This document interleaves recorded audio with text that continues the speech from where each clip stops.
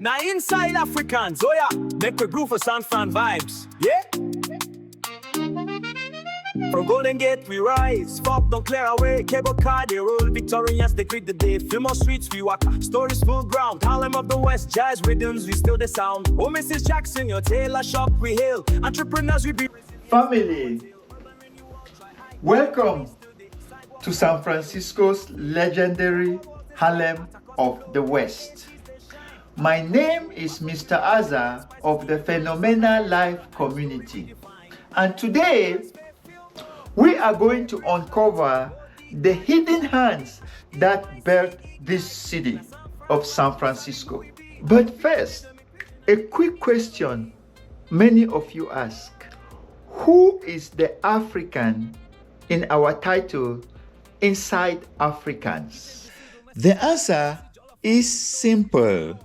On Inside Africans, Africans embraces everyone in our global family, people on the continent and the vast diaspora, Black communities in the Americas, Europe, Asia, Australia, the Middle East, wherever the ancestral drumbeat echoes. These are Africans, and I hope this answers your question. By Mr. Azza and the Phenomenal Life communities, from Inside Africans and the... From St. Croix to Sierra Foothills, from the Fillmore's Brass Note Nights to Nob Hill's quiet mansions, Black pioneers shaped San Francisco in ways most history books skip. Their stories prove that when the world deals us a stacked deck, we reshuffled and built new tables. This is only part one of our three-part tribute to resilience. In our next chapter, we will dive even deeper into the life of Captain Leidesdorff, and then we will devote an episode to Mrs. Pleasant's enduring impact. Until then, keep your spirit unbreakable. I am Mr. Azza of the Phenomenal Life community, traveling the world to bring you stories that reminds us who we are and how far we still can go. Like, share, and subscribe so these hidden histories reach the next generation of trailblazers. Phenomenal Life community, we bring you tales untold, stories stitched. Because of time constraints, I will give only a brief overview of African American migration to San Francisco beginning in the early 1900s. Keep in mind though that African Americans had already made their mark here long before then. Folks like William Alexander Leidesdorff and Mary Ellen Pleasant were building substantial wealth and influences as early as the 1800s. And foggy beams, history may try to hide the flame, but jazz remembers every name. Beneath these iconic hills and historic streets lies the heartbeat of the African diaspora. Stories of resilience, innovation, and celebration woven into the city's fabric. In the 1940s and 1950s, the Fillmore resonated with jazz rhythms, earning its nickname the Harlem of the West. Clubs like Jacks of Sutter, the Town Club, and Jimbo's Bob City welcome legends Ella Fitzgerald, Louis Armstrong, Charlie Parker, and John Coltrane, bringing national attention to this West Coast jazz. Long before San Francisco became synonymous with tech and hills, the Fillmore neighborhood earned a reputation as one of the city's most diverse enclaves. In the early 1900s, immigrants of many backgrounds lived and worked side by side. Jewish, Japanese, Mexican, and African American families forging communities among these streets. World War II upheaval reshaped the Fillmore dramatically. With the forced removal of Japanese American residents in 1942, vacant homes and businesses opened the door to a wave of African Americans migrating from the South to support wartime industries. These new residents brought rich cultural traditions and aspirations, planting seeds for what would become the Fillmore's golden era. Local entrepreneurs established shops, barber salons, cafes, and nightclubs along Fillmore Street. This entrepreneurial spirit flourished. Early Black-owned businesses became both economic lifelines and social hubs. As one historian reflects, these ventures signified more than profit. They were statements of resilience and belonging. The mid-20th century promised progress through urban renewal, masking deep disruption. Beginning in the 1950s and accelerating into the 1960s with the A1 and later the A2 development project, city planners deemed parts of the Fillmore blighted. Over 20,000 residents faced displacement. Thousands of homes and businesses were destroyed, fracturing the community built over the decades. Today's Harlem blends remembrance with renewal. Jazz walking tours retrace historic club locations. Community festivals celebrate Black art and music. Local organizations work to restore affordable spaces. The echoes of the Harlem of the West persist, reminding us that history lives in stories, sounds, and the spirit of entrepreneurship.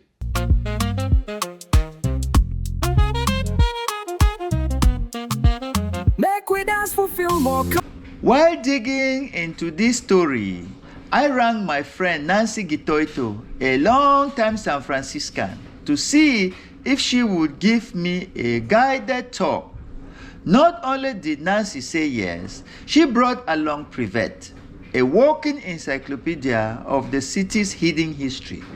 So here we are in Fillmore, standing beneath the eucalyptus of Mary Allen Pleasant, planted since the 1800s. African American ingenuity shapes streets most locals walk every day, yet few know their origins. In part 2, meet Captain William Alexander Leidesdorff, 1800s, shipmaster, Mexican vice consul, and millionaire whose vast rancho became the modern city of Folsom today. Finally, part 3. We will visit Mary Ellen Pleasant, the mother of civil rights in California, entrepreneur, abolitionist, financier of John Brown, courtroom conqueror who desegregated San Francisco streetcars in 1868.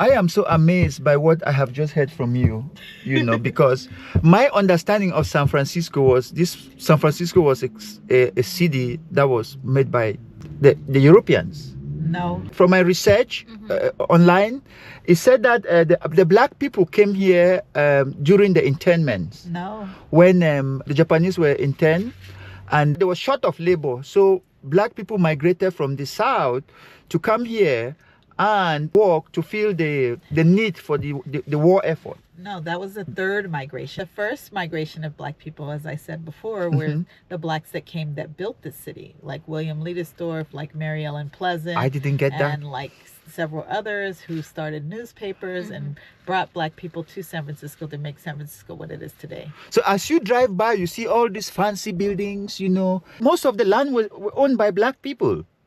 Yeah, a lot of the Victorian homes were owned by Black people, and during the time that we were removed from, during the redevelopment area or the Black removal, a lot of those Victorian homes were put on trucks and moved to other neighborhoods. Like Sausalito.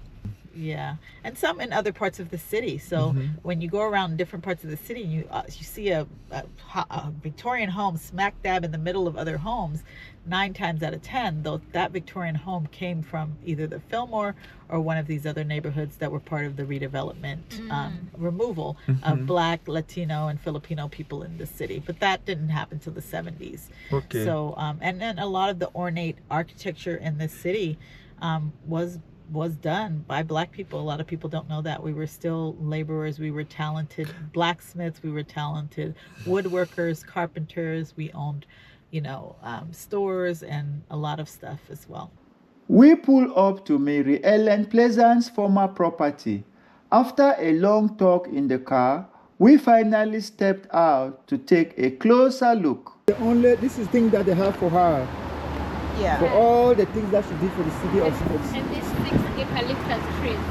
Yes. And her mansion was actually on Octavia and Sutter Street. Like this. Okay. Octavia and Sutter Street. We're on Octavia right now. Okay. Sutter Street is down that. She had a 30-room mansion, and if you see there are no lots next to her, she owned all of this. mansion. Yes. Who lives there now? Someone white, probably. Bell Mansion. B-E-L-L. Yes. Bell Mansion. People pass by there. Yeah, she died in 1904. So we are here in Fillmore.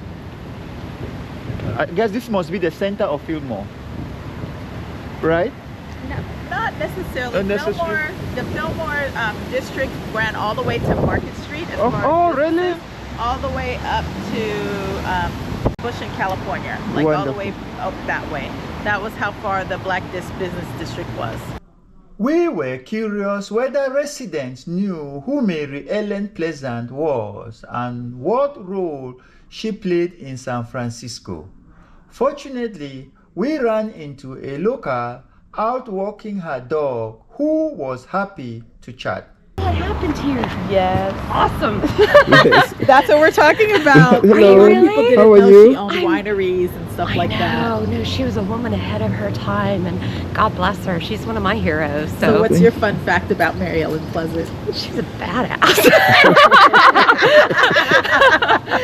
Yeah, I liked, they described her as a woman who shot first, asked questions after, Yes. So that, yeah, what a phenomenal woman. So I feel very honored to live in this neighborhood and to know that she was here. So I feel like her spirit lives on. Yes. And if you do the ghost tour, they will tell you. She was just talking about her ghost is still here as well.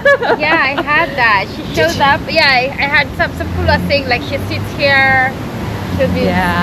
Sometimes she's shown like just walking around here. Oh, really? Yeah, and of all the things, I mean, she did so many things, but I'm so grateful that she planted these trees. So, yeah, I enjoy them every day. So, Yes. Anyway, well, welcome to the neighborhood. Thank you, Glad to have you here. This is Dottie. Hi, Daddy. After visiting Mary Ellen's former property, we made our way to a monument honoring another remarkable African American, William Alexander Leidesdorff, the son of an enslaved woman and her owner. Yeah. A proud black man He was one of the founders of the city of San Francisco. One of the founders of the city of San Francisco. You cannot find a street in San Francisco with the name Leidesdorff. There's one street. Oh, there's one Fifth street. and it's only 1 block long. Leidesdorff, okay. Oh. So it's only 1 block. Look at that. Look at this. But look at the person who stole his wealth. The white guy. He has Folsom Street. I think Folsom Road, or is it Folsom Street? Folsom Street, yes. Yes, it's a huge street. You know, it almost goes down the southern part of the city. Yeah, it's a main street. This is all they gave him. From here right to there, to the street there. And honestly, he owned this whole area. But he owned this whole area. He also owned Financial district. He owned a large portion of the financial district in Chinatown. And I learned that he also owned the city of Folsom. Yes, he owned land near the city of Folsom. Wow. And then the city was later named after the person who stole his wealth. Yes. the injustice of black people in And this his this mother world. tried to sue to get the land back, but most people don't realize that black people have no standing in court at that time. We were not seen as human, and the laws on the book, which is the Dred Scott case, said that black people are not allowed to testify against white people, and those laws still were present here in California. And so the racist government they ruled against her being able to get the land back from the gentleman, and he was able to keep the fortune. So it wasn't that, he just stole the land and no one tried to get it back.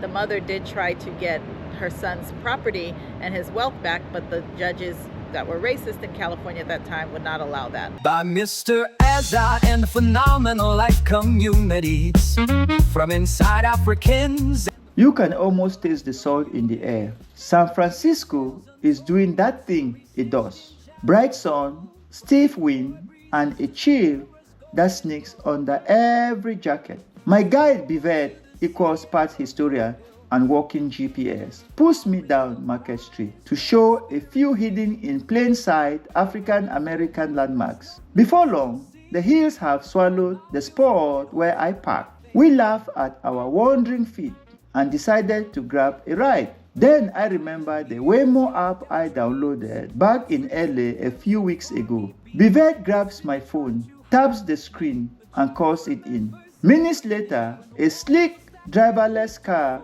goes up to the curb, sensors blinking like Christmas. We fumble for the handle, nothing. Oh, right, you open it from the app. Tap, click, door swing. We climbed in. The hills shot behind us. As this autonomous taxi glides into traffic, we roll straight into episode 1, part 1, our journey to uncover how the black diaspora helped make San Francisco the city we know today. Or agent at any time. In the rare case of an emergency, the seatbelt fastened and remain in the car. Wow, look at this. Finally, relax and thank you for riding with us. Cisco and Waymo. And where we're going? And how it recognizes And how we recognize another car that are passing by. it shows the people in blue. San Francisco? No, every blue moon. So do you prefer, I prefer Uber. You prefer? Yes, Uber's cheaper than Waymo. But why would Waymo be more expensive? You have to realize Uber's been around for almost 2 decades now, Yes. almost. Select cities around the world, so their Yes. income level is so it's the same way Uber used to too, remember in the very beginning? Yes, And yes, then as yes. it became more popular, more cities, and it expanded and it got cheaper. Wow. Wow. So I think that they need to go back to their pricing model to get more people to do Uber Pool, because I would do Uber Pool if it was cheaper for everyone. This is the future of about 5 years ago I was predicting that one day there will be no need for you to have a driver's license. Because very soon we're going to be able to buy cars like this. Yeah, but the problem with this is it still has a lot of bugs. People don't realize this because Waymos are set up to give extra safety. So if you look at the spacing between us and the car in front of us, it's a lot more than what a normal driver would have. Yes. So when traffic, Yes. and then Waymo will finally go around. But Yes. that's one of the issues. And then Yes. some Waymos have malfunctioned and people Yes. have gotten trapped in Waymos. As you know, there's been people who have called the police because Waymos have gotten stuck in the middle of an intersection. Oh, really? Yeah, San Francisco has had like traffic jams and stuff like that. The number of accidents that these vehicles, Yes. and sometimes you just have to force. Yes. If you Right here on the right, if you can see it, in that area. So they forced them to drop Riding off, so. in a driverless taxi was an experience in itself. We were hungry after the tour, so I asked Privet to find a black-owned restaurant. She led us to Shiba Lounge in the historic heart of what was once a lively black neighborhood. The restaurant has served authentic Ethiopian food for many years and still hosts live jazz 5 nights a week. I sat down with the owner and asked what inspired her to open her restaurant in this historic neighborhood. Me and my sister, Israel Alamayo is my sister's name, and we own Shiva Lounge. We had it almost 20 years. Wow. And we do jazz every night, 5 nights, and then we also serve Ethiopian food. Okay. Yes. So what inspire you? What inspire you to bring the Ethiopian culture to San Francisco? Well, actually, my late husband, had a jazz club in Ethiopian. That was his idea. Okay. A jazz club and Ethiopian food. Yes. Because, you know, the jazz is African American. Yes. And we bring our food and culture. Yes. And he paired it together, and we started. That's how he started it. So then I joined him with that. Yes, yes. That was, he had the same style. It's called Rasella's Jazz Club. Yes. And this is Shiva Lounge. Yes, Shiva Lounge. Oh, yeah. So, how have you seen the area change since you started about 25 years ago? It is, right now, you know, people, we don't do that much advertising, but everybody who comes here, they come for the food and they stay for the music. They Yes. come for the music and then they eat some food. they eat some Ethiopian food and Yes. they enjoy it. And it's like loyal customers who Yes. support such and word of mouth. Yes. And we really contributed to the culture here and to the city. Yes. And since this is a very famous location, it's called the Fillmore Jazz District. Yes. That Miles Davis, all the famous African American singers and jazz members, you know, performed here. Once upon a time, it was a very big known location. So for us, it's like reviving that. That culture, Yeah, yes. that culture. For coming. You're welcome. also Thank you. and visiting us and Thank you. supporting us. Thank you so Thank much. you. Okay. Okay. That wraps up part 1 of episode 3. Make sure to catch part 2 where we uncover the remarkable story of the black trailblazer who financed San Francisco's first public school and whose vast ranch became today's city of Folsom. His journey will leave you inspired. If you enjoyed this episode, please like, share, and subscribe so we can keep shining a light on untold stories. This is Inside Africans. I am Mr. Azza from the Phenomenal Life community. Stay phenomenal.